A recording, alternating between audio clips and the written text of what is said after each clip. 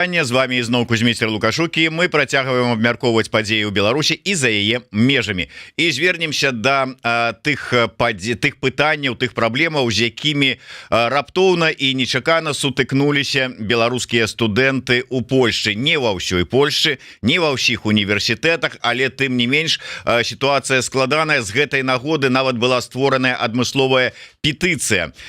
Найперш тычыцца сітуацыя Ягелонскага універсітэта у Кракаве. Так ось, што гэта за сітуацыя, як яна выглядае, якія ёсць магчымасці яе вырашэння і ўвогуле як сітуацыя з беларускімі студэнтамі у іншых універсітэтах і іншых гарадах Польшчы, мы абмяркуем з нашымі гасцямі. Гэта студэнцкі актывіст Мікіта Паўленка і студэнт універсітэта імя Адама Міцкевіча ў Познані, актывіст моладзевай арганізацыі Ліхтар Максім Залацько. Прывітанне, шаноўнае гаспадарства.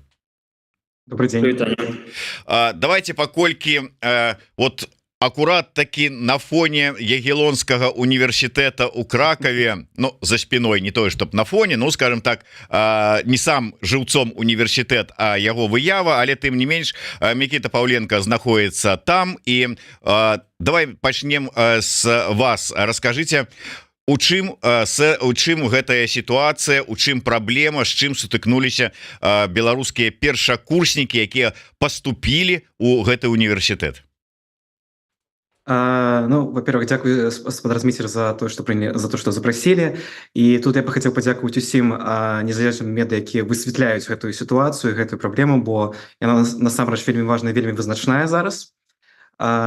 І я бы тут хотел трохи ад такой перадгісторыі пачаць, калі у 2005 годзе Беларусь і Польша подписали адмысловае пагадненне наконт вызнанняў документаў вышэйшай адукацыі, то бок наконт спрашэння і наконт таго, што не было патрабавання жоднага патрабавання у нострыфікацыі і у тым падобных працэсах, можна было вельмі проста паступіць у польскі ВНУ і польскім студэнту беларускай ВНУ, напрыклад. Але пасля 2020 года, і калі ўжо пачалась міжнародная изоляцыя Беларусі у 22 годзе, калі быць дакладна ў кастрычніку, беларускі ўрад скасаваў гэтае пагадненне, і гэта утварыла пэўнай складанасці ў гэтым ліку, і стварыў гэтую патрэбу ў нострыфікацыі. І тое, з чым сутыкаюцца зараз, у тым ліку беларускія студэнты, таксама і ў Ягелонскім універсітэце, гэта тое, што універсітэт як адно з галоўных патрабаванняў лічыць прадстаўленне дакументаў аб ЦТ, якія не павінны быць старэйшыя за 2 гады. І праблема ў тым, што не у ўсіх студэнтаў абітурыентаў ёсць гэты дакумент, бо яны ввогуле не маюць яго, або і паступалі без вынікаў ЦТ у Ягелонскі універсітэт, або хтось яго мае старэйшы за 2 гады. І гэта ўтварае гэтую пэўную прававую калізію у гэтым сэнсе. І мы, як група беларускіх студэнтаў, вырашылі стварыць адмысловую петыцыю да ўладаў Ягелонскага універсітэту з тым патрабаваннем, каб падоўжыць тэрмін перадачы дакументаў, бо як мой калега Максим потым будзе распавядаць пра праблему з візамі, што таксама утварыла пэўныя складанасці, і праз гэта мы просто натуральна не паспяваем да тэрміну 26 верасня. Мікіта, я пераб'ю на хвіліначку про тое, што робіцца для того, каб выйсці з гэтай сітуацыі, мы абмяркуем трошечку пазней. То есть пакуль што мы гаворым про такую перадгісторыю і саму праблему, у чым яна складалася. Ну вот я просто нагадаю, што ў траўні 24 года Міністэрства адукацыі Беларусі адмовілася выдаваць беларускім абітурыентам даведкі, якія пацвярджаюць сапраўднасць атэстатаў, неабходныя для паступлення ў замежныя ВНУ. Але паводле падпісаных прэзідэнтам Польшчы Анджэем Дудай паправак у заканадаўства, пацверджанне заканчэння школы ў Беларусі можна атрымаць у Польшчы праз працэдуру нострыфікацыі, такое дзяржаўнае прызнанне ў іншай краіне дыпломаў, навуковых ступеняў, званняў і гэтак далей. Але вот для того, каб гэтую нострыфікацыю, гэтыя дакументы атрымаць, неабходны сертыфікат здачы ЦТ. А яго ізноўку таки трэба браць у Беларусі і ехаць за ім туды жыўцом, бо просто так па пошце, умоўна кажучы, не дасылаюць, а не ўсе могуць паехаць. І вось узнікла такая калізія, про якую Мікіта і сказаў. Максим, але вот я так разумею, что это агульная калізія, якая тычыцца нібыта агульна усіх ВНУ і усіх абітурыентаў беларусаў ва ўсіх ВНУ Польшчы. Але мы зараз кажам і акцэнтуем увагу на Ягеллонскім універсітэце, на Кракаве. А што, у Познані не так? Такая справа. Я могу сказаць вот па уласным опыце, што амаль што 3 гады увогуле не трэба было рабіць нострыфікацыю. Увогуле не трэба было рабіць, увогуле не трэба было прадастаўляць рэктарату тое, што мы як бы з'яўляемся беларускімі абітурыентамі, што мы здалі ЦТ і так далей. То бок, што трэба было, гэта просто каб быў атэстат. Пасля 2020 года, пасля 2021 года здарылася так, што беларускім студэнтам, якія паступалі менавіта ў Познанскі універсітэт, ад іх пачалі патрабаваць гэтыя дакументы, менавіта ЦТ, якое яны здавалі ў Беларусі. Адпаведна, не ўсе маглі, конечно, хто ўжо знаходзіўся ў Польшы, паехаць у Беларусь, каб атрымаць гэтае ЦТ. Наколькі мне падаецца, што справа зараз з беларусамі менавіта ў Познанскім універсітэце больш-менш вырашаная, то бок спрашчэнне ёсць адносна беларускіх студэнтаў, якія паступаюць зараз у Познанскі універсітэт, каб яны маглі менавіта без гэтага ЦТ, без нострыфікацыі, толькі з атэстатам паступаць у Познанскі універсітэт. Але зараз ёсць іншая справа, больш, мне падаецца, маштабная. Гэта справа, канешне, датычыцца візаў, якія вось ужо амаль што год вельмі цяжка атрымаць з боку прадстаўнікоў улады польскай. То бок, вось уже ад мая гэтага года былі такія праблемы, што беларускім абітурыентам просто адказвалі ў выдачы студэнцкіх візаў з боку Польшчы. Мэтанакіравана з подпісам аб тым, што гэта не абгрунтаваная мэтазнаходжання ў Польшчы. Чаму яны гэта так пісалі? Таму што яны спасылаліся на тое, што беларускія студэнты могуць быць увогуле не беларускімі студэнтамі альбо абітурыентамі, якія жадаюць вучыцца у Польшчы. Гэта могуць быць людзі, якія проста праз студэнцкую візу хочуць трапіць у Польшчу, каб проста потым далей працаваць. І менавіта праз гэта яны і не выдавалі гэтых візаў і пересталі выдаваць апошнім часам. Максим, мы яшчэ вернемся да гэтай тэмы, а я просто хочу ізноўку звярнуцца да Мікіты і да Ягеллонскага універсітэта. Калі ўсё ж таки іншыя універсітэты знайшлі выйсце, там, ну, скажем, адтэрмінавалі неабходнасць падачы гэтых нострыфікацый, там, гэтых вынікаў ЦТ, там, ці яшчэ нейкім і чынам, то чаму Ягеллонскі універсітэт, кіраўніцтва універсітэта упёрлася, чым яны тлумачаць сваю пазіцыю, чаму яны дзейнічаюць не так, як іх калегі з іншых ВНУ?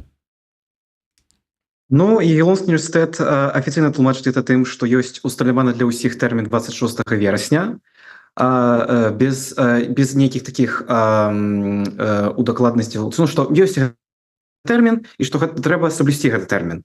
Хоць, вот, напрыклад, мне вядома асабіста нават у дачыненню да іншых замежных студэнтаў, напрыклад, украінскіх студэнтаў, норма 26 верасня, то бок ёсць нейкія уступкі ў гэтым сэнсе, ў гэтым пытанні наступства. что можно продолжить этот термин в таких умовах, коли не является магчымым доставить документ 26 вересня. І вось гэта трохі такая, ну, не то што дзіўная пазіцыя, але можна, магчыма сказаць, кансерватыўная пазіцыя універсітэту ў гэтым сэнсе, што для них ёсць такія паступствы, для іншых, ну, чамусьці няма. Але спадзяюся, што універсітэт, ну, канешне, у фармаце дыялогу з студэнтамі, у фармаце перамоваў зможа прыняць таксама гэтую норму. Вот просто ў працяг таго, што ты гаварыў трошку раней, была створана адмысловая петыцыя да кіраўніцтва універсітэта. Як адрэагавалі ва універсітэце на стварэнне гэтай петыцыі, на то, што вось такі розгалас гэтая тэма атрымала? Ну, пакуль што гэтая тэма з петыцыяй не атрымала аніводнай афіцыйнай рэакцыі з боку ўлады універсітэта. Хоць і на дадзены момент мы ўжо маем понад 300 подпісаў у гэтай петыцыі. Але вельмі спадзяемся, што універсітэт у найбліжэйшым часе разгляне гэтае пытанне і таксама, магчыма, запрапануе, ну, мы, як ініцыятыўная група, будзем настойваць на тым, каб гэта былі пэўныя перамовы, да, і каб было прынятае вот нейкае такое тымчасовае рашэнне, тому што мы разумеем, што сістэмовае рашэнне не можна прыняць, бо гэта патрабуе вельмі шмат часу, а мы яго проста не маем зараз. І таму будзем настойваць на тым, каб, напрыклад, вось як адно з патэнцыйных рашэнняў, каб прымаць беларускіх студэнтаў з няпоўным складам дакументаў, як, напрыклад, гэта зроблена ў Лодзе. Максим, а у Познані таксама гэта вот як дакладней гэта працуе? Там можна здаць неполны пакет дакументаў, далі адтэрміноўку на прывоз да падачу гэтай настрафікацыі, гэта АЦТ там ці чаго там яшчэ. Вот як там працуе у вас это? Могу сказаць наконт Познані так, што увогуле рэктарат і дэканат нашага універсітэту ў Познані, ён заўсёды быў добра настаўлены на беларусаў. Яшчэ ад пачатку 2020 года вось яны і прадастаўлялі нам і бясплатныя месца, каб мы навучаліся. Я вось менавіта праз гэтую праграму навучаўся, то бок я не плаціў аніводных грошаў за вучобу. Што датычна паступлення, як я ўжо казаў, у 21 годзе, калі я паступаў, калі яшчэ не быў такі наплыв вялікі беларускіх студэнтаў з Беларусі, менавіта у Познанскі універсітэт, то дакументы, якія былі патрэбныя для таго, каб паступіць, ну, іх не шмат было. Пасля ўжо 21 года, калі менавіта беларускіх студэнтаў стало нашмат больш, пачалі патрабаваць, каб быў атэстат і сертыфікат цэнтралізованага тэсціравання, якое праходзіцца пасля вучобы ў школе ў Беларусі. Але, як я ўжо казаў, што рэктарат і дэканат нашага універсітэта, ён добра настаўлены на беларусаў, то бок пашлі паляпшэнне і ўпрашчэнне адносна пакета дакументаў, якія патрэбныя для беларускіх студэнтаў, каб пачаць менавіта вучыцца у Познанскім універсітэце. Наколькі я зараз ведаю, што сам працэс ён не складаны, то бок яны, дэканат альбо рэктарат, можа пайсці на сустрач такому студэнту, які, я не ведаю, можа не мець там, я не ведаю, настрафікацыі дакументаў, якія патрэбныя, напрыклад, як у Ягелонскім універсітэце. То бок яны аддзельна могуць разглядзець кейс, і калі чалавек, абітурыент, дакажа неяк, што ён проста не можа зараз прадставіць гэты дакумент, то могуць разглядзець яго внёсак аб тым, каб навучацца, каб менавіта ўзяць яго на навучанне ў Познанскі універсітэт.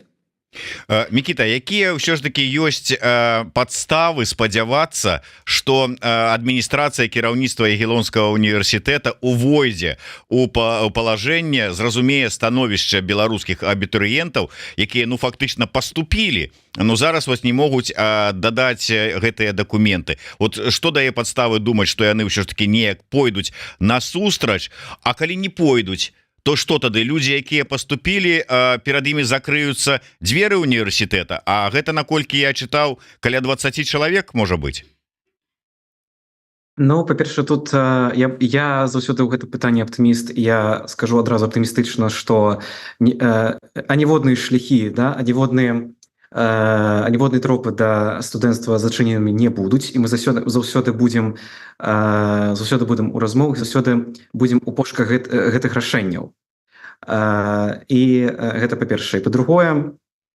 тое што тычыцца пазіцыі Гілонскага універсітэту я вельмі спадзяюся тому што прыклады такіх паступстваў уже былі да у дачыненні да іншых замежных студэнтаў і я улічваю што Гілонскі універсітэт увойдзе ў гэтае становішча бо заўсёды па іншым таксама такім арганізацыйным пытанням што тычыцца статусу студэнта і так далей Гілонскі універсітэт заўсёды быў нас на баку беларусаў заўсёды падтрымліваў і знаходзіў пэўныя кампрамісныя рашэнні і таму як я ўжо сказаў я пазастаюся аптымістам у гэтым пытанні я прынамсі ад сябе я буду робіць усё магчымае каб нават і гэта група 20 студэнтаў і іншыя якія таксама зараз чакаюць на рашэнне па візам каб яны перад імі не закрыўся і не разбілася гэтая мара аб студыяванні у Гілонскім універсітэце Максим вярню акурат таки вось перайдзем яшчэ раз да пытання візавага я так разумею что ўсё ж таки калі мы кажам у сітуацыі с вось гэтым прадастаўленнем дакументаў тут адміністрацыя кіраўніцтва універсітэта яны вырашаюць якім чынам можна там вырашыць гэтае пытанне пайсці на сустрач ну і гэтак далей у пытанні з візамі тут універсітэт нічога не можа рабіць гэта МЗС гэта кансуляты і гэтак далей ці ёсць якая сітуацыя на сёння з павізавых пытаннях для студэнтаў пытанне візаў зараз яно вельмі дрэннае цягнецца это ўжо амаль штогод але зараз гэта вось на такім вельмі вялікім піке знаходзіцца тому что зараз увогуле пайшлі адказы па візам калі раней візу маглі выдаваць там я не ведаю на год альбо на паўгады вось і такому абітурыенту трэба было пачакаць але у канцы канцоў яму гэтую візу выдавалі то зараз увогуле такіх візаў не выдаюць і што цікава раней менавіта пытаннямі візамі ў Беларусі займалася консульства польскае зараз адказы па візам адмовы па візам прыходзяць ад МЗС польскага з такім прыпісам неабгрунтаванае мэтазнаходжанне яны гэта тлумачаць так што як я ўжо таксама гэта казаў што ось такой абітурыент альбо студэнт які жадае пачаць вучобу ў Польшчы ён увогуле не студэнт і ввогуле не абітурыент гэта нейкі другі чалавек які просто хоча праз візу попасть у Польшу трапіць у Польшу альбо ў еўрапейскі звяз каб пачаць працу і ўсё то бок яны гэта так разглядаюць што датычна выдавання гэтых візаў астатнія прыклады вось ад серпня менавіта паказваюць што адмоваў па візам вельмі шмат наколькі я ведаю зараз гэтым пытаннем таксама займаецца народнае антыкрызіснае управленне яны пісалі лісты у МЗС Польшы тому что як я ўжо казаў менавіта праз МЗС пачаў польскі выдаваць гэтыя адмовы беларускім абітурыентам наколькі я таксама ведаю адказ прыйшоў такі што яны будуць разглядаць гэтае пытанне што яны прынаймней будуць намагацца каб візы беларускім студэнтам зноўку пачалі выдаваць тому что яны таксама разумеюць што не ўсе канешне такія беларускія абітурыенты альбо студэнты гэта людзі пад прыкрыццём якія жадаюць просто пачаць працу менавіта у Польше альбо еўрапейскім звязе Слухай ну расскажы мне калі ласка як гэта працуе то есть я логіку не разумею это ж не то что я прыходжу ў кансулят умоўна кажучы і з пустога месца кажу дайте мне візу я поеду і паспрабую паступіць у які-нибудь універсітэт у Польшчы гэта ж я ўжо паступіў Гэта я маю подтверждение на руках, что вот мяне залічылі, и с этим подтверждением я иду за визой. То есть як мяне можно, калі я поступил в университет, як мяне можно как бы там заподозрить, что я не это, ну может быть, нават я пойду таким хитрым шляхом, я буду дрыхтавацца до испытаў, там хвалявацца, тратить час, сдам испыты, поступлю, а насамрэч я хочу поехать працаваць. Я поехал и не поехал у Ягеллонский университет, умовно кажучи, ці в Познань, а поехал куда-нибудь во Вроцлав, ці в эту самую, на верфі у Гданьск працаваць. Ну так, выбачай мяне, праз тыдзень с рэктарата можа прыйсці паведамленне, что такі студэнт не з'явіўся и віза анулюецца. Ну, здаецца, просто вырашаецца. Чаму так оно працуе? Вот я не разумею, можа вы разумееце? Мне падаецца, што менавіта такімі пытаннямі і задаюцца абітурыенты і студэнты, якія жадаюць трапіць і пачаць вучобу ў Польшчы альбо ў еўрапейскім звязе.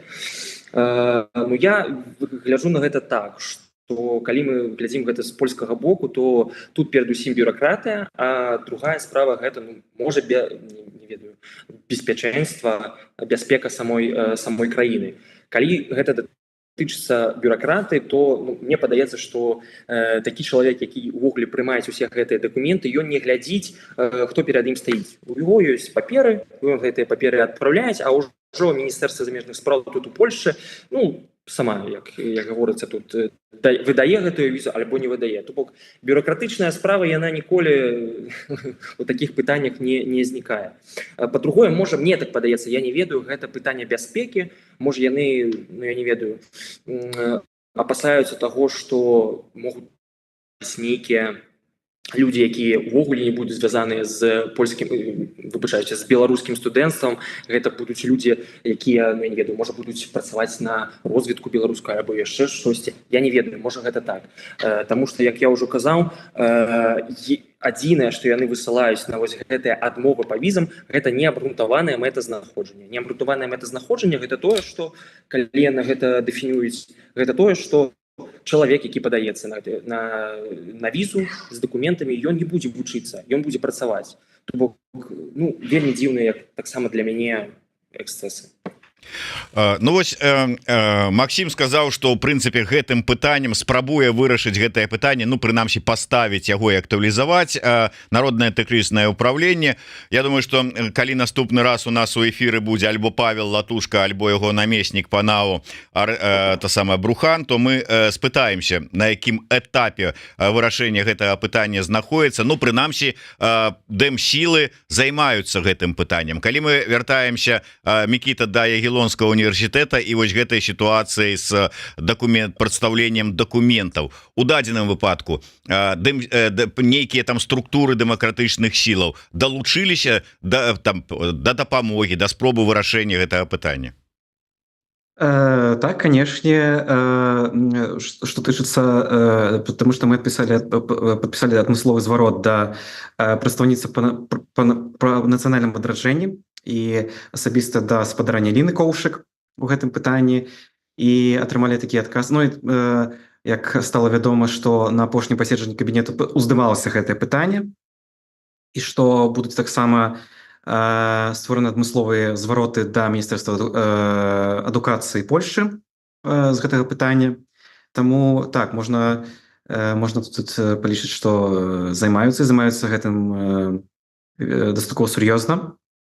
Бо і само пытанне, як я ўжо казаў, сур'ёзнае і вызначнае, і тут хацелось бы падзякаваць спадарні Коўшык за такую увагу да гэтага пытання. Я хотел бы трошку такое, может быть, Максим, мы уже минулый раз, калі вы у нас тут были в эфире, гэтую тему закранали. Вот гэтыя цяжкасці, з якімі тады сутыкаюцца беларускія подлетки, якія хочуць поехать вучыцца на захад, і вось тут атрымліваецца такая ситуация: альбо немагчымасць атрымаць візу, альбо потым з гэтымі документами, якія трэба тэрмінова, а ты не можешь их узять. Як это уплывае на тое, які шлях абіраюць тады вось беларуская моладзь для далейшага навучання, асабліва ну калі улічваць што вучыцца заставацца вучыцца у ідэалагізаваных ВНУ Беларусі яны не хочуць, які шлях абіраюць і што рабіць в этой сітуацыі. Ну будзе пытанне да двух, але пачнем з Максіма. Мне падаецца, можна тут падзеліць гэта на тры такія асноўныя аспекты. Першы аспект гэта працягваць грукацца у консульства польскае альбо я не ведаю іншыя консульства еўрапейскія, якія зараз знаходзяцца у Беларусі, у Мінску альбо ў іншых гарадах краіны, каб усё ж такі дастаць гэтыя візы і паехаць вучыцца у добрых еўрапейскіх польскіх ВНУ. Другое гэта, канешне, застацца ў Беларусі, каб працягваць навучанне менавіта у беларускіх ВНУ, але як вы зміце таксама дакладна заўважылі, што зараз ідзе такая, ну можна сказаць, індактрынацыя, такая палітызацыя з боку беларускіх уладаў, якія зараз намагаюцца таксама працаваць з моладзю, каб у іх былі, ну як так сказаць, правільныя палітычныя думкі, правільныя палітычныя вартасці, якімі паслугоўваецца менавіта беларускі рэжым. Трэці шлях гэта, канешне, ехаць у Расію. У Расію ехаць, таму што зараз гэта таксама заўсёды зараз падкрэсліваецца, што адкрываюцца новыя бясплатныя месцы для замежнікаў у Расіі, у расійскіх ВНУ. Каля 1500 для беларускіх студэнтаў было адкрыта бясплатных месцаў навучання у расійскіх ВНУ. Гэта, мне так падаецца, зараз палітыка такая з боку расійскіх уладаў, то бок нават і калі сам Пуцін быў яшчэ вось у Манголіі напярэдадні, ён таксама казаў пра тое, што мангольскім абітурыентам таксама будуць выдзяляцца гэтыя бясплатныя месцы навучання ў Расіі. То бок гэта такая целенапрамленая метанакіраваная палітыка з боку Расіі. То бок так падсумоўваючы, альбо грукацца далей, альбо заставацца ў Беларусі, альбо Расія, альбо чацвёрты шлях, я не ведаю, можа ў Афрыку ехаць навучацца, таму што зараз таксама пачынаюцца добрыя, мне так падаецца, як гэта гаворыцца па тэлевізору беларускаму, добрыя палітычныя адносіны з афрыканскімі краінамі. Мікіта, што вы скажаце, вот як эта сітуацыя ўплывае на будучыню беларускай моладзі і іх выбор? Ну, тут мое меркаванне такое, што як я тут хацеў бы падпісацца пад словамі майго калегі Максіма, які кажа, што трэба грукацца далей, бо ну, калі студэнты думаюць, што у них няма аніводных інструментаў на ўплыў гэтай сітуацыі, гэта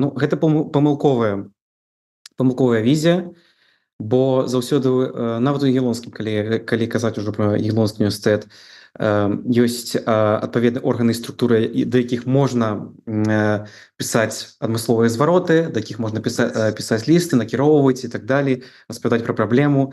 І Ягелонскі універсітэт за свайго боку альбо запрапануе пэўнае рашэнне, альбо запрапануе пэўную іншую форму, сваю нейкую візію гэтай праблемы. Таму так, я пагаджаюся з тым, што трэба грукацца далей, і не трэба, канешне, спыняцца на свае мары, а тым больш, калі гэта як мара навучацца ў нейкім польскім ВНУ ці там іншым еўрапейскім ВНУ, і трэба за гэта змагацца. Трэба змагацца за гэтае права, бо першая справа, калі ты ўжо атрымаў гэты статус студэнта, і другое, таксама выграць гэтую барацьбу за сваё месца на студэнцкай лаўцы. Ну, Максим, ўсё ж таки прыязджае моладзь, ну, па-першае, маладыя людзі, ім ужо, ну, неяк, можа быць, не кожны гатовы кідацца там, змагацца, адстойваць свае правы. Па-другое, у чужой краіне. Ну, ты яшчэ на птушыных правах, і тут прыйшоў і нешта там спрабуеш даказаць, асабліва, можа быць, яшчэ і недобра ведаючы мову. У гэтай сітуацыі, ну, здавалася, павінны хтосьці падставіць плечо з больш дасведчаных. Ёсць такія магчымасці, ёсць такія арганізацыі, ці моладзі, ці ў дэмсілах, ці як заўсёды зараз трэба будзе сказаць, што Ціхановская, ты для нас нічога не зрабіла. Вось менавіта калі мы размаўляем пра Польшу, у якой я сам знаходжуся, ну тут зараз шмат прадстаўнікоў дэмакратычных сілаў Беларусі, у тым ліку вось я прадстаўнік беларускай моладзевай арганізацыі «Лектар», мы таксама займаліся гэтымі пытаннямі і візаў, і нострыфікацыі, і ўвогуле ўсё, што звязанае з студэнцтвам. Канешне, не заўсёды можам чагосьці не бачыць, потому что ну, ёсць я не ведаю выпадкі, калі чалавек, асоба, якая сутыкаецца з такімі праблемамі, яна адразу не пойдзе там грукацца да дэмакратычных сілаў альбо студэнцкіх моладзевых арганізацый, якія зараз знаходзяцца ў Польшчы, і яна паспрабуе гэта рабіць сама. Можа атрымаецца, можа не атрымаецца, але канешне заўсёды лепей, калі такімі справамі займаюцца менавіта прадстаўнікі дэмсілаў альбо, ну, я не ведаю, такія арганізацыі, як наша студэнцкая моладзевая, каб просто падтрымаць людзей, каб данесці праз нашыя кантакты, таму што мы ўжо знаходзімся тут амаль што 3 гады, 3,5 гады, таксама абраслі кантактамі, каб перадаваць усе гэтыя праблемы, усе гэтыя перашкоды, з якімі сустракаюцца і студэнты, і моладзь, і абітурыенты, каб ну, вырашаліся гэтыя пытанні. Але, канешне, мы не заўсёды маем такі ўплыў, напрыклад, як, не ведаю, авіяданы пераходны кабінет, так, альбо, я не ведаю, народнае антыкрызіснае ўправленне. Канешне, яны ну, маюць больш вялікія кантакты, маюць больш уплыву. Таму і мы таксама з імі супрацоўнічаем, каб перадаваць гэтыя праблемы, каб яны ўжо далей там іх вырашалі. Вось, напрыклад, такі, я не ведаю, вельмі добры прыклад гэтага, калі пачаліся гэтыя праблемы і з візамі, адразу людзі пачалі пісаць у моладзевай арганізацыі, у студэнцкія арганізацыі, а ўжо студэнцкія арганізацыі пачалі самі іх вырашаць, а таксама яны высылалі гэта па дэмакратычных сілаў Беларусі. Вось, як я ўжо казаў, НАУ паведаміла аб тым, што пытанне візаў менавіта будзе вырашацца. Таму мне падаецца, што ёсць куды грукацца у Польшчы менавіта, ёсць таксама над чым працаваць, каб дапамагаць менавіта моладзі і абітурыентам і студэнтам нашым. Мікіта, твоё бачанне вось гэтай сітуацыі. Дарэчы, ты звярнуў увагу, што гаворачы пра тое, якія дэмакратычныя сілы там далучаюцца ці мусяць далучацца, Максім узгадаў толькі аб'яднаны пераходны кабінет і НАУ. Нічога не ўзгадаў пра офіс. Супадзенне? Што-то не зрабі такой памылкі. Ну, тут, ну, калі кажучы пра офіс Светланы Ціханаўскай, бо калі я памятаю, гэты матэрыял пісаў тэлеканал Белсат 29 жніўня, выпусціў такі матэрыял, і што былі такія звароты да офісу Светланы Ціханаўскай, дзе адказвалі так, што ну, што мы больш все-таки міжнародная структура і што ну, гэта ўжо больш патрабуе больш пагаднення з польскім бокам. Карацей кажучы, сліўся офіс, правы аказаўся Максім, да? Не, ну я все ж таки тут не могу адказваць як прадстаўнік офісу ці там іншых структур, да, і так далее, але спадзяюся прынамсі на такое, што будзе аказана ўся магчымая дапамога. Ну і таксама як палітолог могу ўзгадаць, што адна з палітычных сілаў таксама ўзгадвала ў сваёй праграме да выбараў Каардынацыйнай радзе, што будуць вырашацца з гэтай праблемы з студэнцкімі візамі. Так, калі мы кажам пра моладзевы наступ. Вось, і таму я вельмі спадзяюся. І, конечно, што варта значыць, што эта праблема вырашаецца на пэўным узроўні, што займаюцца актыўна, і таксама як з нострыфікацыямі. Але таксама трэба, і як я ўжо казаў, трэба і самім таксама працаваць і не баяцца звяртацца, што ну вот если калі я напишу, то адразу пойду на канфлікт, там, не ведаю, з рэктаратам ці дэканатам. Не. Гэта якраз таки про тое, што вы таксама можете адстойваць свае правы, таксама не баіцеся заяўляць пра свае праблемы, пра свае патрэбы, і прабуйце таксама неяк вырашаць на тых магчымых і даступных узроўнях, якія ў вас ёсць, да, нягледзячы на ну калі вы не ведаеце напрыклад пра дзейнасць пэўных моладзевых арганізацый ці нешта, але таксама трэба вось менавіта пашыраць гэтую веду пра гэтыя арганізацыі і што таксама можна да іх звяртацца па дапамогу.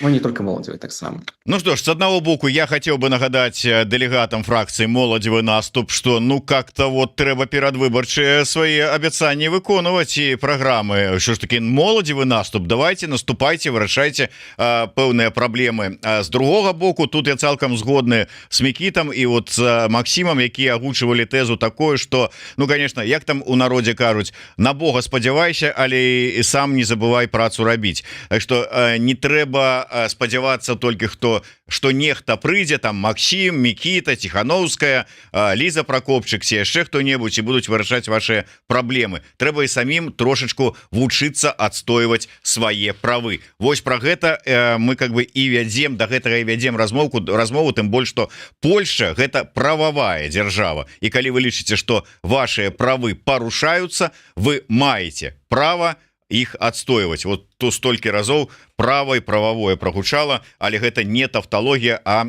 рэчаіснасць. Так што калі ласка, будьце актыўнымі. Пра гэта і казалі нашыя госці. Дзякуй вялікія, Максим, Микита. Яшчэ раз заставайцеся такімі ж актыўнымі і працягвайце і вучобу, і актывізм.